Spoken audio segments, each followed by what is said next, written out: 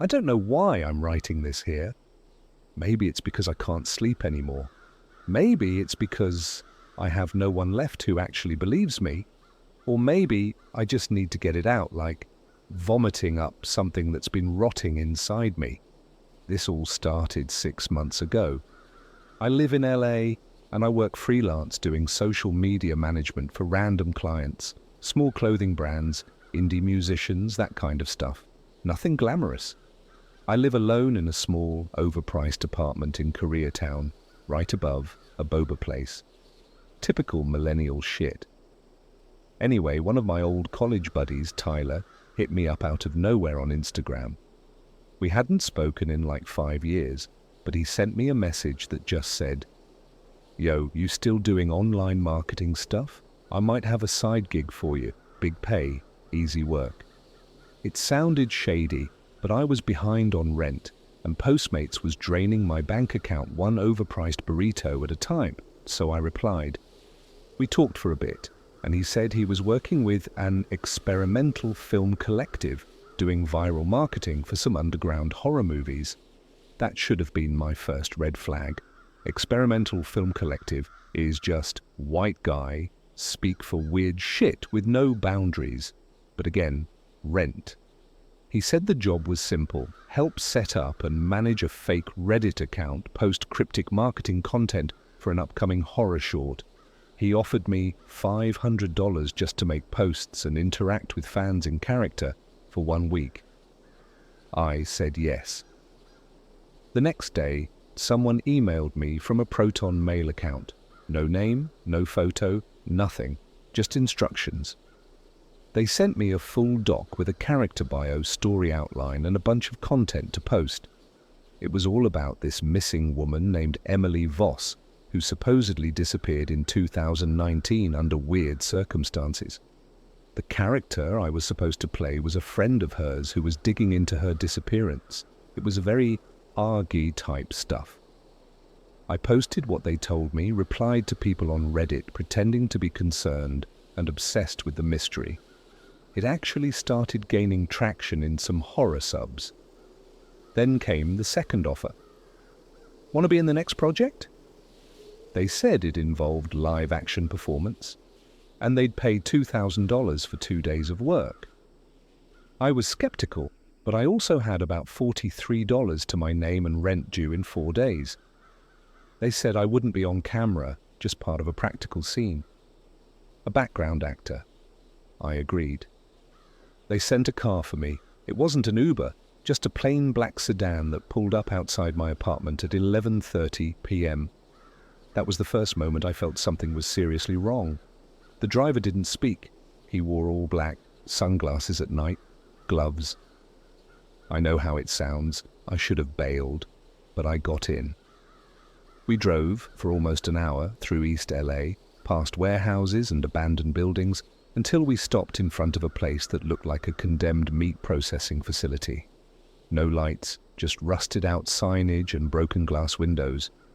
I asked the driver, "This the place?" He didn't answer, just pointed. I stepped out and the car sped off. My phone lost signal the second I entered the building. No bars, just no service. The inside was worse than I imagined. Stained concrete floors, giant hooks hanging from the ceiling, some kind of rotten smell that I still can't describe without gagging. I saw a man standing near the back wall wearing a hoodie and a black ski mask. He waved me over casually, like we were at a goddamn Starbucks. "You're late," he said. His voice was deep, monotone. No accent. "Go through there." He pointed to a door with an exit sign that was flickering like a bad horror trope. I went through it. There were 3 other people in the room. One guy, maybe 30s, shaved head, muscular. A girl who looked like she couldn't be older than 20, with dyed green hair and smeared mascara. And an older guy, maybe 50s, smoking a cigarette with shaking hands. None of them spoke. Then the guy in the mask came in and tossed a duffel bag on the floor. "Strip," he said. I laughed. I legit thought he was joking. He wasn't. He pulled out a pistol and aimed it at the green-haired girl. She started sobbing instantly, but she began taking off her hoodie and jeans. The older guy didn't hesitate. He was already down to his boxers before she finished. I didn't move. "Last chance," the masked guy said, "or I paint this floor red." I took off my clothes. Inside the bag were matching uniforms, plain grey sweats, no logos, no pockets. We were given masks, plastic, expressionless faces like cheap Halloween crap. Then he handed out earpieces. "You follow instructions, no speaking, no ad-libbing. Cameras are already rolling." What the fuck did I walk into? We were marched down a long hallway lit only by red emergency lights. I could hear a sound like buzzing, maybe a generator, but more high-pitched. Like a dentist drill just behind your ear. It made my teeth ache. Then we entered the set. It looked like a replica of a suburban basement. Dirty beige carpet, old floral couch, broken TV, flickering lamp. And in the middle of the floor, duct taped to a chair, was a man. Real guy, not an actor. He was gagged, bruised, and pissing himself. That's when I tried to leave. I started walking backward toward the hallway, but the earpiece hissed and a voice crackled through. "Move and he dies slower." I froze. The guy in the chair was crying, snot and tears pouring down his face. He made eye contact with me. I'll never forget that look. He wasn't acting, that was real, animal-level fear. Then one of the masked crew members walked into frame holding a hammer. The camera guy, I didn't even see him come in, gestured for us to start. I had no idea what to do. I stood frozen while the guy with the hammer began working. He smashed the man's kneecaps first. The screams were muffled, but still loud, wet. I saw the bone come through the skin. I saw the blood pool under the chair. I puked, just dry heaves, but the voice in my ear said, "You do that again, you're next." So I wiped my mouth and stood there, watching. It lasted 26 minutes. I know because they said cut at 12:47 a.m. and it had started at 12:21. They were precise, planned. When it was over, the guy in the chair was dead. I don't know if it was blood loss or shock or what. His head was caved in by then. The green-haired girl was shaking, covered in blood. They handed us towels and told us to clean up. We cleaned up a real fucking murder scene. And when it was done, they took us one by one into a side room. They gave each of us a burner phone and a thick envelope. Mine had $1,500 in cash, not even the full amount. I asked where the rest was, and the guy laughed. "Next shoot, tomorrow night." That was just the beginning. That was only the audition, they said. I haven't told anyone until now because they said they'd kill me if I did. And after what I saw, I believe them. But I don't care anymore. I've seen too much. I've done too much. And I think they're watching me, even now. I didn't sleep the night after the shoot. I sat in the corner of my room with the lights on, phone in one hand and a kitchen knife in the other, like that would somehow help. The burner phone they gave me buzzed at exactly 2 p.m. the next day. No ringtone, just vibration. The screen showed a text message. "Tonight, 10:30 p.m., same location, no excuses." There was no name attached. I thought about blocking the number, throwing the phone out the window, disappearing, but they knew where I lived. They sent a fucking unmarked card on my door. They knew. I felt like I'd already crossed a line I couldn't uncross.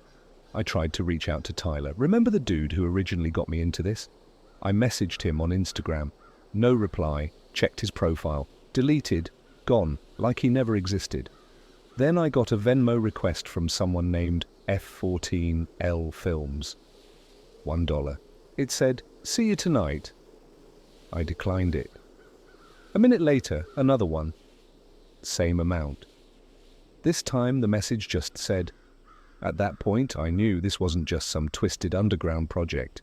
This was something way bigger, coordinated, real. I wasn't dealing with edgy artists anymore. I was in something criminal, something evil. I almost didn't go back. I almost got on a Greyhound to Vegas. or flew to Seattle with the last of my money, but I didn't. Maybe I was scared of being hunted. Maybe I just wanted to survive the next shoot and find a way to expose them. I don't know. I was too far in. The same black sedan picked me up. Different driver. This one looked ex-military, tight buzz cut, dead eyes, forearms like tree trunks. He didn't speak either. When we pulled up to the warehouse again, I noticed 2 more sedans already there. One had its trunk open. Inside were what looked like costumes, bloody hospital gowns, clown masks, a priest's collar, a dog collar and leash, just tossed in like props. Inside things were different. Bigger crew, brighter lights, actual sound equipment, like someone upgraded the operation. I counted at least 6 people wearing black hoodies and full-face plastic masks like V for Vendetta, but without the smile. No one said a word to me, they just handed me a new outfit, khakis and a maroon polo shirt, both covered in fake blood. I thought it was fake, until I smelled it. It had that smell, iron and rot and piss. It was real, or at least real enough. Tonight I wasn't just standing in the background, they had a role for me. The voice in my earpiece crackled on as soon as I put it in. You are Father Allen. You are the leader of the rebirth. You will guide the girl through the sacrifice. Stick to the script. Girl? What girl? That's when I saw her. She looked about 14, maybe 15 max. Thin, with dirty blonde hair, and a bandage across her cheek. Her eyes were wide, but not crying. Just empty, like whatever fear had been there already got used up. They led her in on a leash. No joke. A fucking leash. She didn't fight. She didn't speak. She just looked at the floor. The set was designed like a church basement. Flickering candles, wooden pews, a broken crucifix on the wall. There was a dirty white mattress in the center of the room, and chains bolted into the floor. They put her on it and locked her wrists down. I was handed a script. It was printed on brown, water-stained paper with red smears on it. I didn't ask what they were. I didn't want to know. The script had lines like, "You are the chosen flesh. The cleansing pain will make you worthy. He watches through the eyes of the lens. He sees your purity." It was like some mix of satanic ritual bullshit and snuff film perversion. I had to stand over this girl and recite the lines while someone behind me held a GoPro on a shoulder rig. Another person circled us with a phone on selfie mode, live streaming. Live. It was fucking live. People were watching this as it happened. And then came the part where I had to pick up the blade. They handed me a long, curved knife. Not a prop, the real deal. It was already stained from God knows what. The earpiece crackled. Cut a shoulder. Slow. No deep cuts. We want her to bleed, not die. Not yet. I tried to fake it. I dragged the blade gently across her skin, hoping it wouldn't break the surface. The voice corrected me immediately. Deeper, or we'll bring in someone who's not squeamish. I looked down at her. She didn't scream, she didn't flinch. She just looked up at me with those hollow eyes and whispered, "Just do it. Please." I don't even remember the exact moment the knife pierced her. I just remember the warmth of her blood hitting my fingers. It wasn't like in the movies. It wasn't dramatic. It just started seeping, slow and steady, and she let out this low moan, not from pain, just from resignation. That's what broke me. She expected this. They'd done this to her before. She wasn't an actress. She was a victim, maybe one of many. The scene went on for 25 minutes. Other cult members came in, some danced. One person poured what looked like urine over her chest while chanting nonsense in Latin. Another person recorded close-ups of her face while she bled. The script said to prepare the offering, but I didn't stay for that part. I blacked out. No idea how long I was gone. I came to in the corner of the warehouse, fully dressed in my own clothes. My phone was in my pocket. The burner was gone. There was a new envelope on my lap, $3,000 in cash, no note. I walked home. It took almost 4 hours on foot. I didn't care. I didn't want to be near a vehicle. I didn't want to hear the word camera ever again. I got home, locked every door, pushed my dresser in front of the entrance, and curled up in the bathtub. I threw the money in the freezer. I don't know why. I guess I just didn't want it near me. That girl's face won't leave my head. Her voice. That whisper. Just do it, please. They've been texting me again. New number this time. Last one just said, next scene's gonna be a crowd favorite. You'll want to look your best. I don't know if I'm going back. I don't even know if I can go back. But I think they're coming either way. I don't know what day it is anymore. I think it's Thursday. I haven't left my apartment in 4 days. I taped up the windows with garbage bags and duct tape. Turned off all my devices except this old busted Chromebook I had buried in my closet. No camera, no mic, no GPS.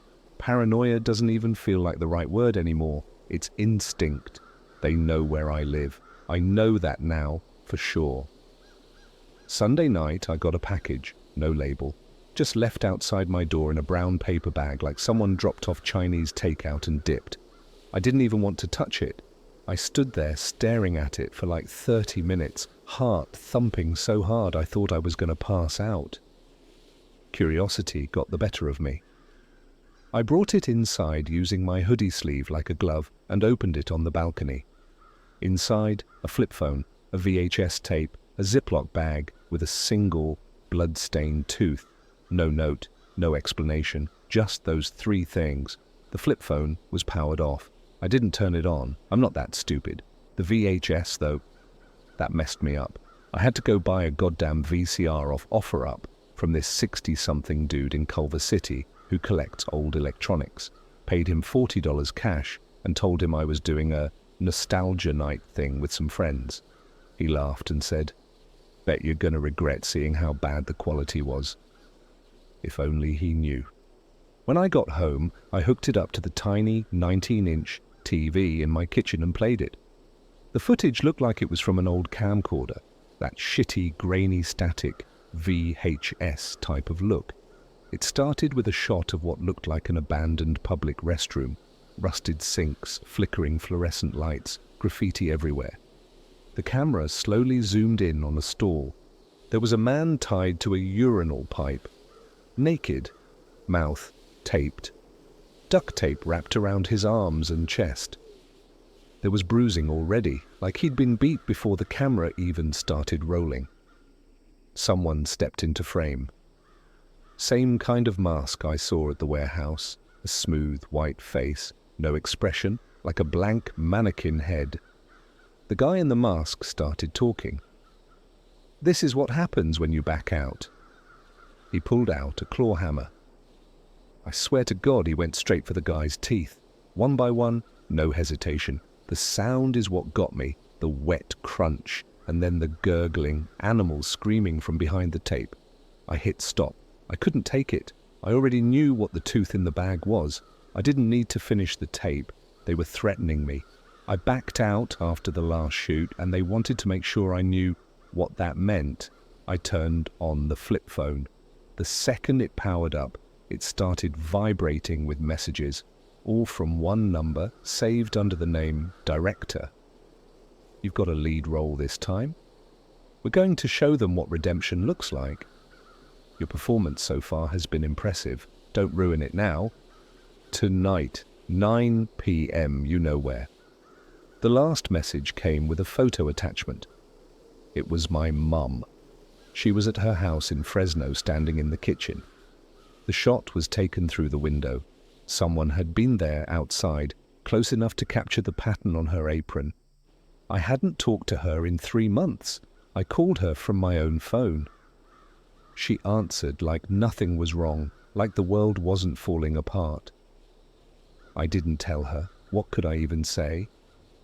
"Hey, Mum, you might be on a hit list from some snuff film cult I accidentally joined."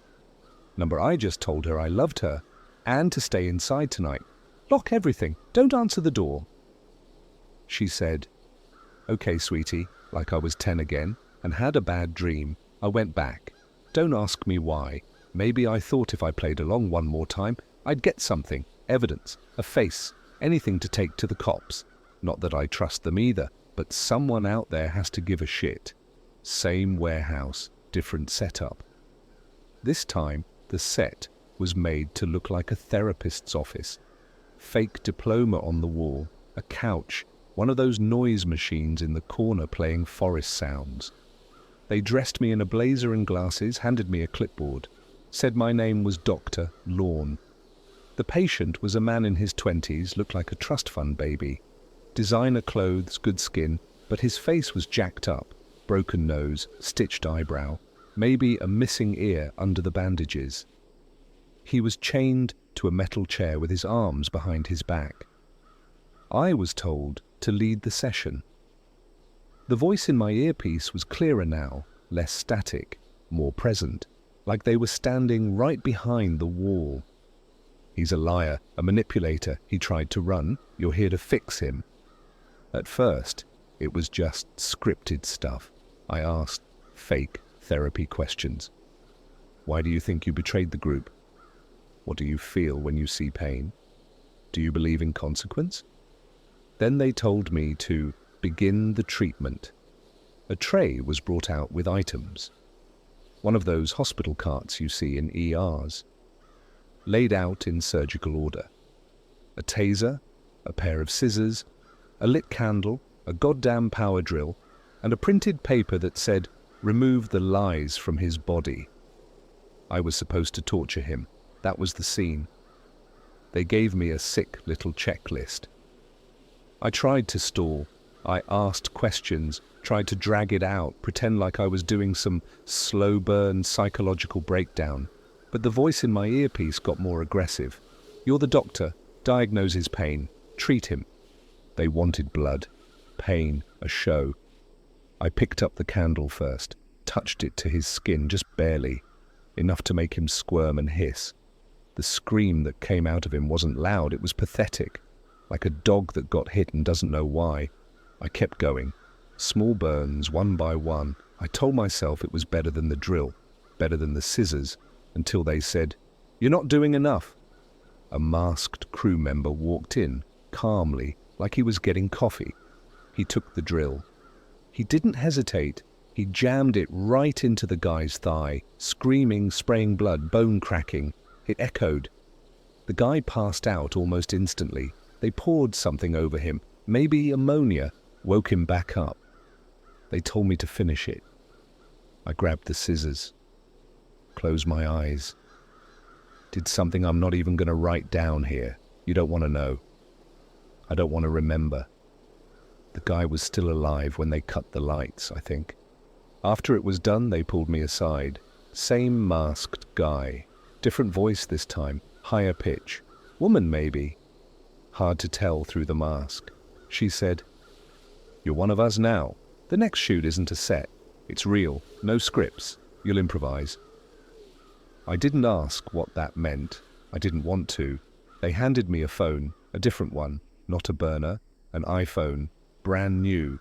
Only one app installed, an encrypted messaging app with a black and red icon that just said stage. They said it was for the live stream. That's when it hit me. This wasn't just a sick game, this was a fucking network. There's more. There's so much more. I don't know how much longer I can do this, but if I stop, someone else dies. Maybe someone I love, maybe me. They made me kill someone. I'm just saying it up front. No sugarcoating it, no build-up. I crossed a line. I didn't stumble into it, I didn't trip. They put a weapon in my hand, pointed to a guy and said, "Do it." And I did. I don't even know who he was, but I watched the life leave his eyes like it was a goddamn YouTube video, buffering in reverse. I still smell him. I don't even know where to start. So the phone they gave me, new iPhone, locked to their custom OS. No app store, no settings, just that black-red stage app, kept going off every couple hours. Notifications weren't texts though. They were directives, like commands. It was always short shit like, "Stay near your apartment tonight. Don't eat. Check your mailbox. Film yourself brushing your teeth. I thought they were fucking with me at first, just flexing their control. But then I realized they were monitoring, testing my obedience. Every action was a prompt, a cue in a live show I didn't even realize I was starring in, and people were watching. I found the stream by accident. One night I was digging through random corners of the dark web using Tor, places I used to mess around in back in high school, when I thought being edgy meant clicking weird links on our deep web. I went down some rabbit hole through a hidden forum called The Library, clicked a link labeled Live Redemption Feed, and there I was, me, on a grainy live stream in my apartment. Just walking around, opening the fridge, scratching my neck. The camera angle was from inside my goddamn TV. They'd embedded something in there. The stream chat was active. Anonymous usernames, no profile pics. Just messages like, he's breaking. He hesitated. Cut him. Love this arc. When's the next blood? I was entertainment. A story. And the next chapter came that night. The phone pinged at 11:02 p.m. with a new message. Look under the third stair outside your building. I went down with a flashlight, half expecting to find a rat or a bomb or nothing at all. Instead, there was a rolled-up canvas duffel bag tucked into the broken wood. Inside, a black hoodie, nitrile gloves, a butterfly knife, a bottle of what I think was chloroform, a Polaroid photo of a guy at a laundromat. Late 20s, Latino, kinda chubby, wearing an El Pollo Loco uniform. On the back of the photo was a handwritten message in red, Sharpie, 9th and Alameda. Back alley, behind the coin wash, 1 a.m. sharp. I stared at that bag for 20 minutes, thinking about every possible way out. I could leave, take my shitty Honda and just drive until I ran out of gas, but I knew they'd find me. They'd find my mum. Or worse, some random stranger like this guy would die because of me. So I went. I wore the hoodie and gloves. I brought the knife. I didn't bring the chloroform. Fuck that. I'm not a movie villain. I got to the location early.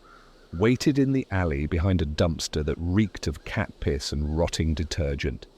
The coin wash was still open, humming with machines and fluorescent lighting. I saw him through the window.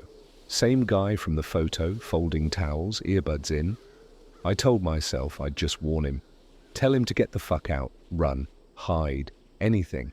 But when he came out the back door with a trash bag, he looked me dead in the eye and said, "Are you the guy from stage?" I froze. I didn't even reply. He looked down at the knife in my hand, nodded slightly, then raised his arms, palms up. He'd accepted it. He knew. He fucking knew. I didn't understand it then, and I still don't, but it was like he expected it. The phone vibrated. I looked down. A new message on the screen. Now, throat. And I did it. I didn't want to. I swear I didn't want to. But something took over. Some awful lizard brain impulse of fear and survival and adrenaline and this sick, buzzing numbness in my skull. I moved behind him, gripped his mouth and sliced hard and fast, just like they showed us in the workshop video. Yeah, they trained us. You didn't think that part just came naturally, right? Somewhere between shoot number 2 and number 3, they sent me a flash drive with a bunch of how-to clips, like tutorials, except instead of unboxing phones or cooking pasta, it was how to choke someone without bruising the neck, how to use kitchen utensils to sever tendons, how to drill without hitting bone. Efficiency over mess, they said. Anyway, back to the alley. He bled out in under a minute, didn't fight, just gargled, twitched, and died in my arms. I wiped the knife, dumped it into a drain, took the gloves off, and walked home. No one followed, no cops, no alarms, no sirens. The next day there was a new envelope under my door, no cash this time, just a USB stick. I plugged it into the Chromebook, praying it wouldn't infect everything with some ransomware shit, but it didn't. It auto-played a video. It was me, last night, POV from a drone or some kind of overhead camera. grainy, shaky, but crystal clear what I'd done. Then the camera zoomed out. There were 6 other people in the frame, 6 others in black hoodies, watching from the rooftops, recording, silent, observing. We're not alone. I'm not the only one they're grooming. And I think, no, I know I'm being prepped for something bigger. Because this morning, the phone pinged again. Just one word, graduation. I don't know what that means. But I think someone else is going to die. And this time, it might not be a stranger. I didn't sleep the night after they sent the graduation message. I sat on the floor of my kitchen with my back against the fridge, lights off, knife in my lap, flip phone in one hand, the stage iPhone in the other, just waiting. The kind of waiting where your heart never stops hammering. You feel every sound in your skin. At 2:17 a.m., the stage phone buzzed. No words, just a video. I hit play. It was live footage, grainy, black and white, from what looked like a security camera in a suburban house. I recognized it immediately. It was my mum's kitchen. She was standing at the sink, wearing the same apron from the last photo, washing something, a plate maybe, just living her life. Then the camera panned slightly, and I saw him, one of them, masked, standing in the hallway, watching her, silent, still. I screamed, threw the phone across the room and sprinted to my laptop. Booked the first Greyhound to Fresno, leaving in 4 hours. Didn't pack shit, just left. Left my phone, left the stage device, just took cash and my ID. I made it to my mum's by 2 p.m. I didn't tell her anything. I couldn't. I hugged her for too long, checked every door, every lock, every window. She thought I was on drugs or having some kind of breakdown. Maybe I was. She made me a grilled cheese and tomato soup like I was 10 again. I couldn't eat it. I just kept staring at her. She had no clue. That night, I didn't sleep. I stayed on the couch, knife in hand, eyes on the front door. And at exactly 3:33 a.m., it happened. The power cut. Everything went black. No lights, no hum from the fridge, just sudden, full, dead silence. Then from outside I saw the red glow, car lights, a black van idling at the curb, no plates. I grabbed my mom, told her not to say a word, and pulled her into the hallway closet, held the knife in my hand so tight my knuckles went numb. Then my phone buzzed, my phone. The one I left behind in LA, how? I checked it. No number, just one message. Your final act begins now. And then I heard the front door open, not kicked. Not smashed, opened, with a key. I heard footsteps, slow, calm, like whoever it was had all the time in the world. Then the voice, a man's voice, familiar, calm, cold. Daniel, time to graduate. I nearly pissed myself. I didn't remember giving them my real name. I was always careful, used fake names, burner accounts, but they knew. They always knew. The man walked into the living room. I peeked through the crack in the closet door. It was Tyler, the same Tyler who messaged me on Instagram. The one who got me the job. Except this wasn't the Tyler I remembered. His face was older, thinner, eyes hollow. He looked dead behind the skin. You did good, he said to the room, like he was talking to the ceiling. You followed the arc, we gave you chaos, you gave us blood, and now you're ready. I held the knife tighter. My mum was shaking in my arms, silent but wide-eyed. Tyler stepped into the hallway, stopped outside the closet. You have 2 choices, he said. Step out, slit her throat and you're free. Or stay in there and we'll do it for you. Slowly. I almost vomited. He said it like it was normal. Like this was just how things worked now. Then I heard footsteps behind him. More people. I couldn't see them, but I felt them. They were in the house. They were moving. I made a decision. I kicked open the closet door, knocked Tyler back, grabbed my mum's arm, and ran. Ran out the back door, ran barefoot across gravel, ran until my lungs burned, got to the neighbor's house, banged until they let us in, told them someone was trying to kill us. They called the cops. By the time they got to my mom's house, it was empty. No van, no Tyler, no masks, no cameras. But they left something. On the kitchen table, a red USB stick. Taped to it was a note. You failed the final act, but the show must go on. The drive contained one video, a slideshow, images of me, every act, every scene, every person I hurt, blood, screams, faces, and then the last photo. Me, holding the knife, standing over the guy from the laundromat, taken from a drone, geotagged, time-stamped. They were framing me. I'm the killer now, not them. Me. They built me into this, layer by layer, scene by scene. And now, when it all burns down, I'm the face on the headline. I'm the name the media will eat alive. I tried to go to the police. I showed them the photos, the footage. They looked at me like I was insane. They kept asking me where I got the snuff videos, said I needed to be detained. I ran.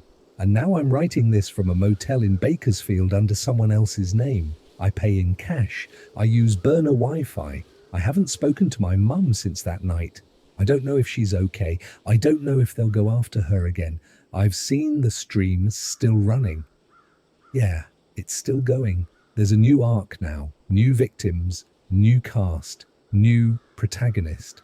But I swear to God, in the last feed I watched, blurry and glitching like it always is, I saw myself. Standing in the background, same clothes, same face, watching, like I never escaped, like I'm still in it. Maybe I am, or maybe the show never ends. Not when you're part of it, not when you become it. That's it, I'm done. This is the last you'll hear from me. If you ever see a live stream of a guy in a black hoodie, hiding in a closet, shaking with a knife in his hand, don't watch, because they'll know. And then you'll be next.